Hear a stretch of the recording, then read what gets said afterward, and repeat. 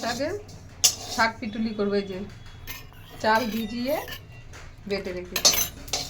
আর মশলা দেবো জিরে আর রাঁধুনি বাটা, ভেজে নিচ্ছি জিরে আর রাঁধুনিটা।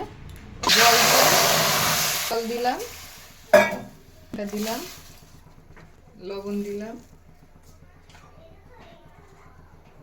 হলুদ, দিলাম আর পালং শাকগুলো সিদ্ধ করতে দিয়ে দেবো খাওয়া পর্যন্ত।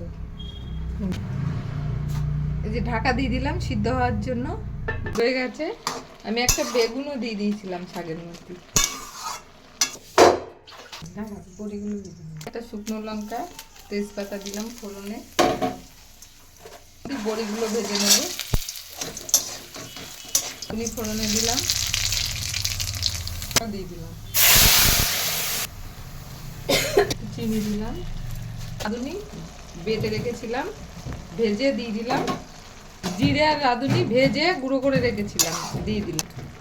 পিটুলি দেব, সিদ্ধ চাল বেটে রেখেছি আমি।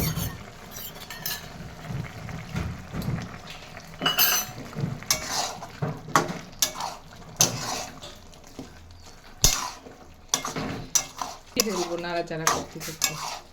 হয়ে গেছে ছোলা শাক আর পালং শাক পিটুলি। হয়ে গেছে পালং শাকের পিটুলি। ভিডিওটা ভালো লাগলে লাইক করে সাবস্ক্রাইব অবশ্যই করবেন। ধন্যবাদ।